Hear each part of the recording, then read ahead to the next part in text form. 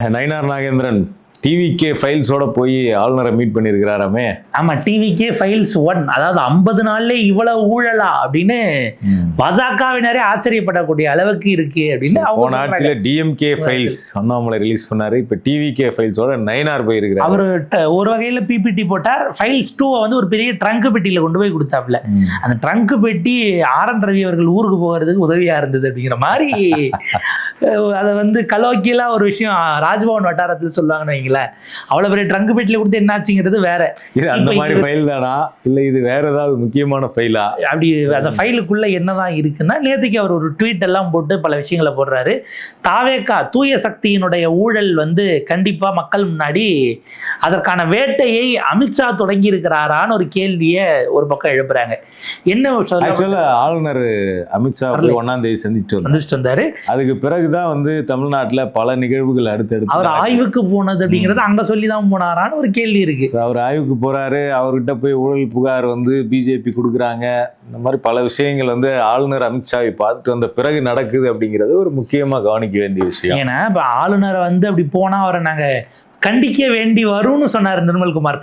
இப்ப முந்தின நாள் பேசுறதுக்கு கண்டிக்கல. இப்படி அவர் தொடர்ந்தால் அவரை கண்டிக்க வேண்டி வரும் என எச்சரிக்கை வச்சிடாதீங்க.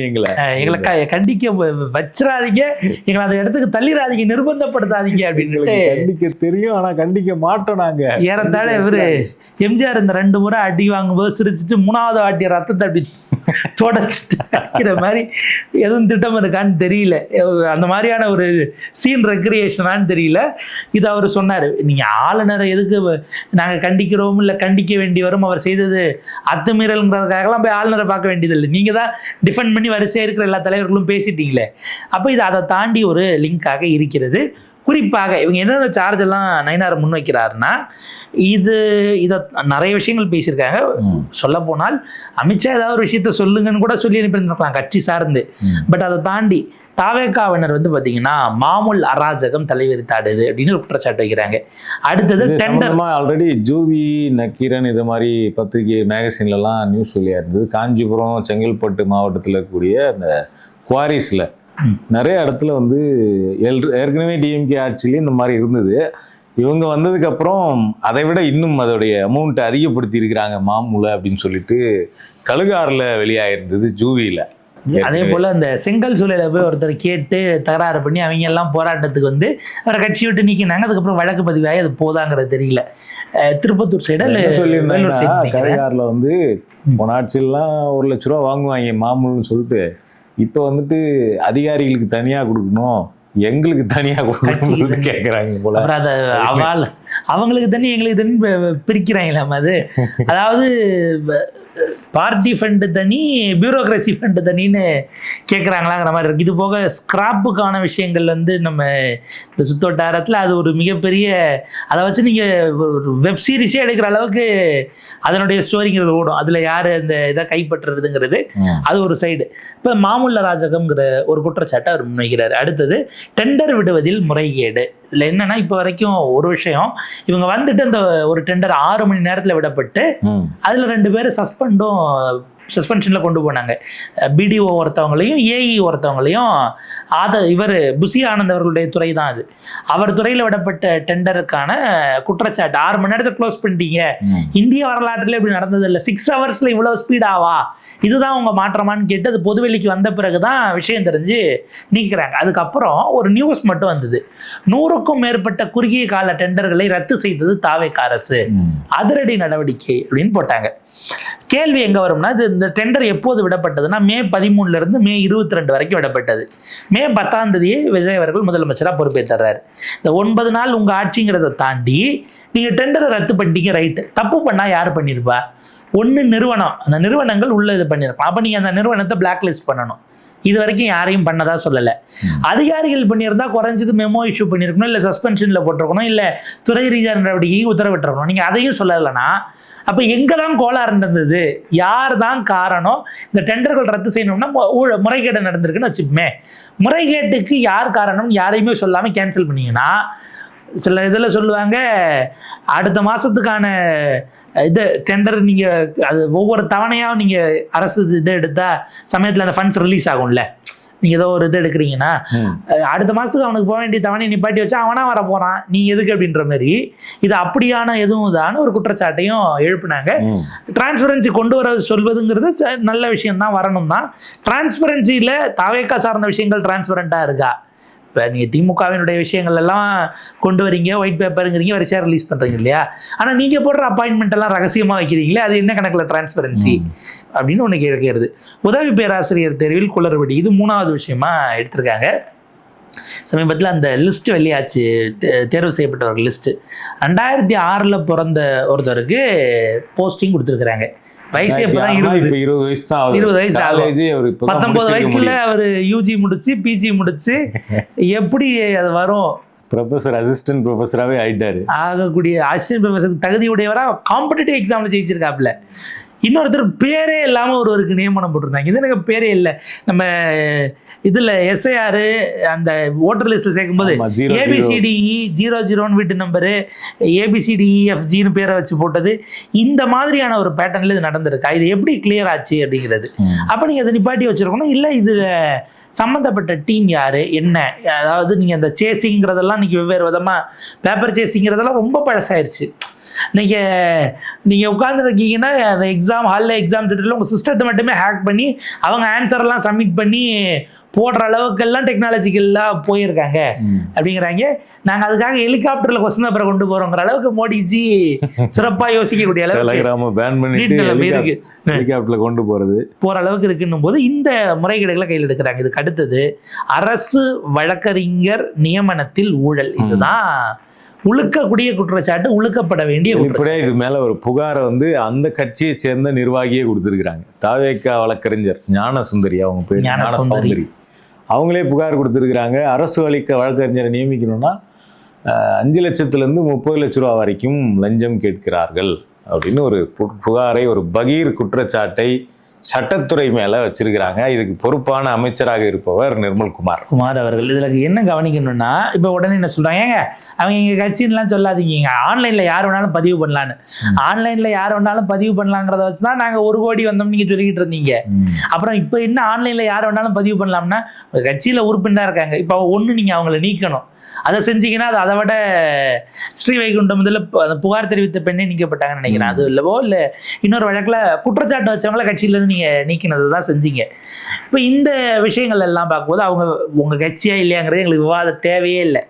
அரசு வழக்கறிஞருக்கு பணம் போடுறதுக்கு பணம் வாங்கப்பட்டதா இல்லையா, யார் வாங்கினா, எவ்வளவு வாங்கினா, மாவட்ட வாரியில்லாக எவ்வளவு கொடுக்கப்பட்டது, அப்போ நீங்கள் எப்படி இந்த இடத்துல இதில் இன்னொரு கூத்து என்ன தெரியுமா குமுறுறாங்க தாவேக்கால சில நண்பர்கள், திமுக அதிமுக வக்கீல்கள் எல்லாம் பணத்தை கொடுத்துட்டு அரசு வக்கீல் ஆகிறாங்க. நாங்கள் இந்த கட்சிக்காக கேஸுகளை பார்த்து போன இதில் அவங்க ஆட்கள் ஆன்லைனில் போட்டதுக்கெல்லாம் ட்வீட்டுக்கெல்லாம் வாங்கின கேஸுக்கெல்லாம் நாங்கள் போய் அலைஞ்சிக்கிட்டு இருந்தோம்.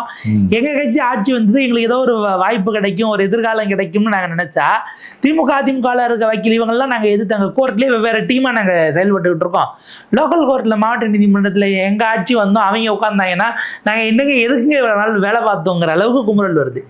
ஒரு சைட் பார்த்தோம்னா மாவட்ட செயலாளர் ஒருவர் தான் இதை வெளியில் கொண்டு போனாலும் பரவாயில்ல நகர்த்தி விட்டது. ஏன்னா அவருக்கே தெரியாமல் சில நேரங்களில் ரெக்கமெண்டேஷன்ஸ் எல்லாம் நடக்கும்ல, அமைச்சர்கள் அவங்களுக்கு வேண்டப்பட்டவங்களுக்கு கொடுங்கன்னுட்டு வேற சில அமைச்சர்கள் சட்ட அமைச்சருக்கு ரெக்கமெண்ட் பண்ணுவாங்க. அந்த ரெக்கமெண்டேஷன் கடிதங்கள் அப்படி இப்படி ஓடும். யாரை போடுறாங்கன்னு மாவட்ட செயலாளருக்கே தெரியல. அவர் ஒரு லிஸ்ட்டு இங்கே லோக்கல் மக்கள் யாரெல்லாம் நீதிமன்றத்துக்கு போனாங்க வந்தாங்க கேஸை பார்த்தாங்க, ஏதாவது திடீர் அரெஸ்ட் ஆனால் பெயில் எடுக்கிறதுக்கு போனாங்கல்ல, அவங்களுக்கு தானே தெரியும். மாவட்ட செயலாளருக்கும் தெரில, லோக்கல் நிர்வாகிக்கும் தெரில. அப்போ யார் தாங்க இந்த அப்பாயின்மெண்ட்லாம் போடுறது அப்படின்னு தாவேக்காவினரே கொதிச்சு போயிருக்காங்க. இதில் என்னன்னா விஷயத்தில் தாவேக்காவினர் இங்கேயே நம்ம ஊருக்காரங்க காசு கொடுத்து வராங்கிற குமுறலை தாண்டி இவங்களெல்லாம் போடுங்கன்னு டெல்லியிலேருந்து ஒரு கடிதம் வந்திருக்கு. காங்கிரஸ் ராகுல் தலைமையிலிருந்து உச்சநீதிமன்ற வழக்கறிஞர் அபிஷேக் மனு சிங்வி தலைமையில் ஒரு குழுவை போட்டு நாங்கள் ஆய்வு பண்ணி அவருடைய வழிகாட்டுதலின் பேர் இவங்க எல்லாம் ஏதாவது ஒன்றுனா அம்மாவின் வழிகாட்டுதல் அதிமுக சொல்லுவாங்கல்ல, அந்த மாதிரி அவர் வழிகாட்டுதல் இப்படி 3 பேர் அதில் யாரெல்லாம் தகுதி வாய்ந்த வழக்கறிஞர்கள் ஆய்வு பண்ணி ஒரு லிஸ்ட்டை நாங்கள் ரெடி பண்ணியிருக்கோம் மாவட்ட வாரியாக பிளஸ் உயர்நீதிமன்ற வழக்கறிஞர்கள், உச்சநீதிமன்றத்தில் standing council, AAG additional advocate general வரைக்கும் அவங்க ஆட்களை அவங்க பரிந்துரை பண்றாங்க. உச்சி முதல் பாதம் வரை அப்படின்ட்டு டெல்லி டு கன்னியாகுமரி உள்ளபடியே காஷ்மீர் மட்டும் நமக்கு அங்கே ஸ்டாண்டிங் கவுன்சில் இல்லைன்னா அங்கேயும் போட்டிருப்பாங்க. டெல்லியில இருந்து கன்னியாகுமரி வரைக்கும் எங்க ஆட்களை போடுங்கன்னு மொத்தம் 180 பேரோட பட்டியலை கொடுத்துருக்காங்க. இப்ப அவங்க யோசிச்சிருப்பாங்க, 5 எம்எல்ஏக்கள் ஆதரவு வாங்கணும், ஒரு அமைச்சரவை கொடுத்தோம், அடுத்து வாரிய தலைவர் கொடுக்குறோம், 2 அமைச்சர் கொடுத்துருக்கோம், அடுத்து வாரிய தலைவர் மற்றெல்லாம் கொடுத்துக்கலாம்னா இப்போ சட்ட அமைச்சர் நிர்மல்குமாருக்கே நேரடியாக அந்த கடிதங்கிறது வருது. ஏப்பா ஏற்கனவே இதுப்பா அவரு எங்க ஆளுங்களே இங்க சண்டையை பண்ணிட்டு இருக்காங்க. 5 லட்சத்துல இருந்து 30 லட்சம் ஒரு கம்ப்ளைண்ட் போயிருக்கு. இந்த சமயத்துல உங்களுக்கு வேற 180 பேரை கொடுத்துருக்கீங்கன்னா நாங்க என்ன பண்றது லோக்கல்ல அப்படின்னு புலம்ப ஆரம்பிச்சிருக்கிறாங்க. லோக்கல்ல இருக்க எங்க கட்சிக்காரனையே கொடுக்கறதுல சிக்கல் ஓடிக்கிட்டு இருக்கு, கேஸ் இதுன்னு. இதுல நீங்க சொல்ற ஆட்கள்னா இவங்க எல்லாம் எங்க இருந்தாங்க? முதல்ல எல்லா இடத்துலையும் அந்த இணக்கங்கிறது வந்துடும். நீங்கள் கட்சியாக கூட்டணி அறிவிச்சிட்டீங்க, ஒன்று சேர்ந்து பயணிக்கிறோன்னுட்டீங்க, ரைட்டு. பட் அந்த ஒவ்வொரு செக்டார்லேயும் அந்த ஜெல்லிங்கிறது ஆகிறதுக்கு ஒரு டைம் எடுக்கும். அதை தாண்டி இப்போ உதாரணத்துக்கு இது கிளாசிக் எக்ஸாம்பிள் நம்ம எடுக்கணும்னா அம்பாசமுத்திரத்தையே எடுத்துப்போமே.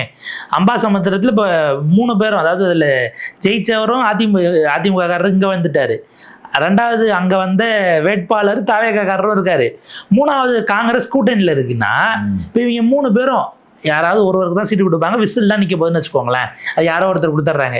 இவங்க அடுத்தபட்சமாக அங்கே திருநெல்வேலியில் மேயர் ட்ரை பண்ணுவாங்க. அப்போ திரும்ப அங்கே கூட்டணி கட்சி காங்கிரஸ் வாங்குச்சுன்னா நான் எலெக்ஷன்லேயும் தோத்து, அமைச்சருக்கு இல்லை இதுவும் இல்லாமல் 2வது முறை இடைத்தேர்தலையும் எனக்கு சீட்டு கொடுக்காம மறுபடியும் கூட்டணி கட்சி காங்கிரஸ்க்கே மேயரை கொடுத்தா நான் எதுக்கு வேலை பார்த்தேங்கிற குழப்பம் வரும். உட்கட்சிக்குள்ளே அந்த ஃப்ரிக்ஷன் எப்படி சாரையாக போகிற அதிமுகவினர்லாம் போய் அங்கே இதுக்கப்புறம் தான் அங்கே சிக்கலே இருக்குன்னு வைங்களேன். இப்போ கவுன்சிலர் தேர்தலுக்கு போகிறா புதுசாக கூப்பிட்டு போன விஜயபாஸ்கர் அவர் ஆள போகிறா புதுக்கோட்டையில் ஆக்கிட்டாருன்னா அமைச்சர் பர்வேஸ் ஆதரவாளர். உள்ளாட்சி தேர்தலில் விஜயபாஸ்கர் நாட்களுக்கு தானே சீட்டு பெருமளவில் கிடைக்கும். பர்வேஸ் என்ன பண்ண போறார் அப்படிங்கிற கேள்வி வருது. அதுதான் இப்ப கவனிக்க வேண்டியது. ஸோ இந்த நியமன ஊழல்கள் குறித்தும் ஒரு புகார்ங்கிறத கொண்டு இதுல இன்னொரு அபாய எச்சரிக்கையை உத்தரப்பிரதேசத்துல இருந்து காங்கிரஸ் கொடுத்துருக்காங்க. ஐயோ, இனிமேதான் விஜய் ரியல் பாலிடிக்ஸே பார்க்க போறாரு, ரியல் காங்கிரஸை பார்க்க போறாரு. 50-50 காங்கிரஸ் கிட்ட நீங்க கூட்டணி பேச்சுவார்த்தை நடத்தினது இல்லையே, நடத்துங்க. 70 எம்எல்ஏ எங்களுக்கு வேணுங்கிற கனவை இப்பவே விஸ்வநாதன் சொல்லி இருக்கிறார். 70 சீட் இல்ல, 70 எம்எல்ஏனா இப்ப எவ்வளவு நிக்கணுங்கிறது இருக்கா இல்லையா? நாங்க ஈக்குவல் பார்ட்னர்ஸ்னே கூட ஆரம்பிக்கலாம்னு வைங்களேன். பார்லிமெண்ட்டுக்கு கூட அவர் கொடுத்துருவாருங்க. போன முறை நீங்க அங்க இப்ப எனக்கு என்ன பார்லிமெண்ட்ல அவர் பேசாம போய் டெல்லியில நம்ம எதிர்க்கணுமா வேண்டான்னு மொத்தம் கொடுத்துக்கிற ஆதரவு கொடுக்குற வெளியில இருந்து அந்த லெவலுக்கு போறாங்கிறது நம்ம யோசிப்போம். ரொம்ப லாங் ரன்னு. மேபி இப்போ புதிய கேபினெட்லாம் மாற்றின பிறகு எப்படி உறவுகள் இவங்களுக்கு இருக்கிற போங்கிறதையும் பார்க்கலாம். பட் ஆனால் கவர்னர் ஒரு இப்போ மறுபடியும் ஒரு அதிகார மையமாக மாற்றி மீண்டும் கவர்னர் மாளிகையிலிருந்து வரக்கூடியதை எதிர்க்கக்கூடிய அரசு இல்லைன்னும் போது, நீங்க கவர்னர் மாளிகையிலிருந்து வர்றதுக்கு சவுண்டா முடியாதுன்னு சொல்லக்கூடிய ஒரு அரசு இருக்கும்போதே அவங்க ஆட்டம் அவ்வளோ இருந்தது. நீங்க ஓரளவுக்கு சப்சர்வெண்டா அல்லது அவங்களுக்கு மோதல் போக்க கடைபிடிக்க மாட்டீங்கன்னா அவங்க தலைக்கு மேல ஏறிட்டு தத்திங்கினத்தவம் போடுவாங்க. இது எப்படி இந்த அரசு சமாளிக்க போகுதுங்கிறது பார்க்கணும்.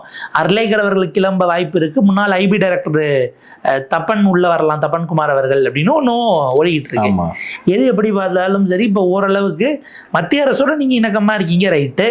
மாநில பாஜக அப்படி இல்லை அப்படின்னு நயினார் ஒரு விஷயத்தை பதிவு பண்ணியிருக்காருன்னு நம்ம பார்க்கலாம். இது போக இவங்க சேர்த்துக்கிட்டு இருக்கக்கூடிய ஆட்கள் 2 விஜயபாஸ்கரில் தொடங்கி அடுத்து இப்போ பலரும் போகிறாங்கங்கிறாங்க. அப்படி போகிறவங்க மேலே இடி ரைடு விட்டா தாவேகா மூத்த தலைவர் வீட்டில் ரைடுன்னு தான் வரும். ஸோ அந்த இமேஜ் மிஸ்டர் கிளீன்னு இவங்க அது ரொம்ப நாள் நீடிக்கிறதுக்கான வாய்ப்பு இல்லை. டெல்லியில் கடந்த காலத்தில் அவரே காலி பண்ணிக்கிறாரு. இங்கே ஒரு பக்கம் எல்லாரையும் பிடிச்சி இருக்கிறவங்கெல்லாம் பிடிச்சி அவர் முன்னாடி எலெக்ஷன் இல்லை அவங்க ஏதோ ஒரு அசஸ் பண்ணியிருக்காங்கன்னு தான் தோணுது. என்ன அப்படின்னா, நமக்கு விழுந்த வாக்குகள் மீண்டும் இதே அளவுக்கு கன்வெர்ட் ஆகுமா அப்படிங்கிற அசஸ்மெண்ட் அவங்க பண்ணதன் விளைவு தான் திருப்பி நம்ம இந்த க்ளீன் இமேஜை வச்சு ரொம்ப நாள் ஓட்ட முடியாது. நமக்கு லோக்கலில் பெரிய கைகள் இருந்தால் மட்டும்தான் நம்மளால் அடுத்த எலெக்ஷனை ஃபேஸ் பண்ண முடியுங்கிற இடத்துக்கு நகர்ந்துருக்குறாங்க. அதனால தான் பரவாயில்ல, நீ என்ன ஒன்றா பண்ணிடு, நீ எவ்வளோ பெரிய ஆளாக ஒன்றாயிரு, என்ன ஊழல் ஒன்றா பண்ணிடு, உள்ளே வா பிடிச்சி போட்டுறாங்க, இங்கே வாஷிங் மிஷினில் போட்டுக்கிறோன்னு சொல்லிட்டு உள்ளே போட்டுக்கிட்டே இருக்கிறாங்க எடுத்து. ஸோ இது ஒரு பாயிண்ட்டுக்கு பிறகு அது அதிமுக மயமாகும், ரைட்டு. மக்கள் இயக்கத்திலிருந்து வந்தவர்கள் எல்லாம் என்ன ஆவார்கள், எவ்வளவு பிரதிநிதித்துவம் இருக்கும் அப்படிங்கிறது தான் நம்ம கவனிக்க இப்போ ஆளுநர் கிட்டேயும் வந்து அடுத்தடுத்து நிறைய புகார்கள் வந்து தாவேக அரசை நோக்கி போயிட்டு இருக்கு. ஏற்கனவே ஒரு அமித்ஷா சந்திச்சுட்டு வந்திருக்கிறாரு. ஏற்கனவே திமுக ஒரு புகாரை கொடுத்துருக்குறாங்க, 2 கொடுத்துருக்காங்க. ஓஎஸ்ஏ அப்பாயின்மெண்ட் அவர் அந்த கேபினட் மீட்டிங்குள்ள ஜானும் அதே போல் விஷ்ணு ரெட்டி 2 பேர் போகிறது குறித்து ஒரு புகார், ப்ளஸ் இந்த வைகோவினுடைய இதை வந்து பென்ட்ரைவை கொடுத்து ஒரு புகார் ஒன்று தனியாக போயிருக்கு. அது குதிரை பேரம் குறித்தான புகார். அதிமுக அக்ரி கிருஷ்ணமூர்த்தி அவர் கொடுத்த அந்த புகார்ன்றது நிலுவையில் இருக்கு. இப்போ இவரும் கிளம்பி போறாருன்னா எதிர்கட்சிகள் எல்லாம் மேபி அடுத்து சீமான் கிளம்பி ஒரு புகாரோட போனாலும் எதிர்கட்சி அரசியல் சூடு பிடிக்கும். அமெரிக்கா பயணத்தை முடிச்சுட்டு அண்ணாமலை வந்தாருன்னா அவரும் ஒரு பழைய மாதிரி மாநாட்டை போட போறாரு. ஜூலை 12ஆம் தேதி பொள்ளாச்சியில் வீத லீடர்ஸோடைய மாநாட்டை அண்ணாமலை வந்து தொடங்குறார். ஸோ இத்தனை முனை தாக்குதலை தாவேகா எப்படி எதிர்கொள்ளுது, இவ்வளவு முனைகளுக்குள்ள எதிர்கொள்ள போகிறதா அல்லது கூட்டணி கட்சியினரை முன்னாடி நின்று குண்டு வாங்க வச்சுட்டு இவங்க சேஃபா பின்னாடி இருக்க போறாங்களா அப்படிங்கிற கேள்வி எல்லாம் இருக்கு. மேபி நம்ம அதுக்கான பதில் அப்படிங்கிறது மேபி அண்ணாமலை லான்ச்சுக்கு பிறகு சில விஷயங்கள் தெரிய வரும். பாப்போம். இது வந்து இந்த அரசுக்கு அவங்களுடைய விஷயங்களை அவங்க எதையும் வெளிப்படையாக இப்போ வரைக்கும் வெளில வராத வரைக்கும் ஓட்ட முடியும். பட் அது நீண்ட காலத்துக்கு எல்லாத்துலேயும் அமைதியெல்லாம் கடக்க முடியாது. பார்க்கலாம்.